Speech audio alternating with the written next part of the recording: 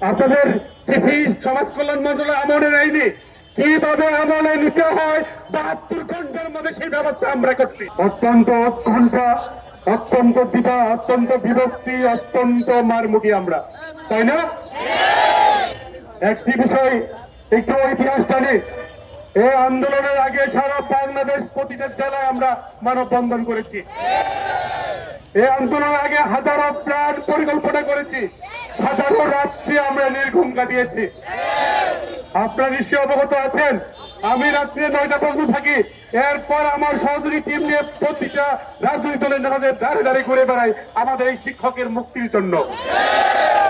আমি রাত 2টার আগে কখনো ঘুমাতে পারি না। কখনো সর্বোচ্চ লেভেল, কখনো প্রশাসন, কখনো ডিজিএফআই, কখনো এনএসআই, কখনো ডিএমপি, প্রত্যেকটা কার্যালয়ে যেতে হয় আমাকে। আপনাদের শুধু একটা উদ্দেশ্য যে আমাদের এই বিদ্যালয়গুলোর মুক্তির জন্য, অন্য কোনো উদ্দেশ্য আছে? সমগ্র বাংলাদেশ আমি কারো কাছ থেকে 1 টাকা দিয়েছি, আমার কোনো উদ্দেশ্য নেই। উদ্দেশ্য একটাই, এই বিদ্যালয়গুলি যেন মুক্তি পায়।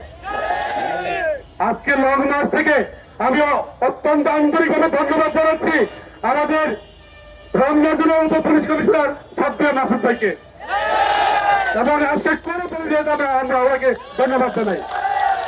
আমরা ধন্যবাদ জানাই সাব্বির ভাইকে, এখানকার ইন্সপেক্টর যিনি দায়িত্বে আছে ওনাকে কোনো পরিচয় আমরা ধন্যবাদ জানাই।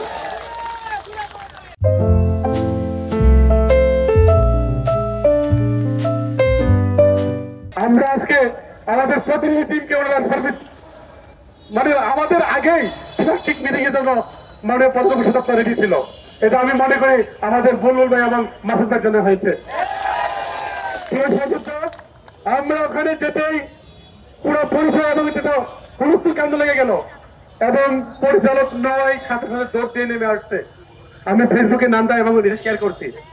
উনি বললো আপনি আপনাদের সবকিছু জানি, আন্দোলনের 37 দিন থেকে শুরু করে, কারণ বাংলাদেশের টোটাল ইন্টেলিজেন্সটা রিপোর্ট করে মাননীয় প্রধান উপদেষ্টা কার্যালয়কে, তো আমি সবকিছু জানি। আপনাদের চিঠি সমাজ কল্যাণ মন্ত্রণালয় আমলে নেয়নি, কিভাবে আমলে নিতে হয় 72 ঘন্টার মধ্যে সেই ব্যবস্থা আমরা করছি। আমরা বলার আগে উনি বলছে 3 কর্মদিবস সময় দেন।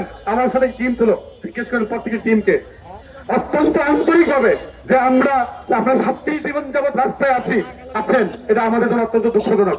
আমরা চাচ্ছি 3 কর্মদিবসের মধ্যে সমাজ কল্যাণ মন্ত্রণালয়কে কিভাবে কথা শোনাতে হয়, কিভাবে এই বিদ্যালয়গুলো স্বীকৃতি এবং এমপিও প্রদানে বাধ্য করা যায়, সেই ব্যবস্থা আমরা করতেছি। এবং আমরা আস্থা রাখতে পারি তাদের কাছে, সারা বাংলাদেশ তাদের উপর আস্থা রাখে, আমরা আস্থা রাখছি। প্রিয় সহযোদ্ধা বিন্দু, আমরা 1 বিন্দু বাড়িয়ে 1 বিন্দু কমিয়ে বলিনি, এটা হচ্ছে আমাদের অধিকার। এই বিদ্যালয়গুলো আমাদের প্রাণের দাবি, এই বিদ্যালয়গুলো আমাদের অস্তিত্ব, এই বিদ্যালয়গুলো আমাদের জীবন এবং প্রাণ। আমরা আমাদের শেষ রক্ত বিন্দু দিয়ে হলেও, যদি আমাকে শহীদ হতে হয়, তার পৃথিবী হলেও এই বিদ্যালয়গুলোকে শেষ করা হবে ইনশাআল্লাহ। একটি কথা বলতে চাই, এই বিদ্যালয়গুলোকে নিয়ে আর কাউকে দালালি এবং তামাশা করতে দেব না।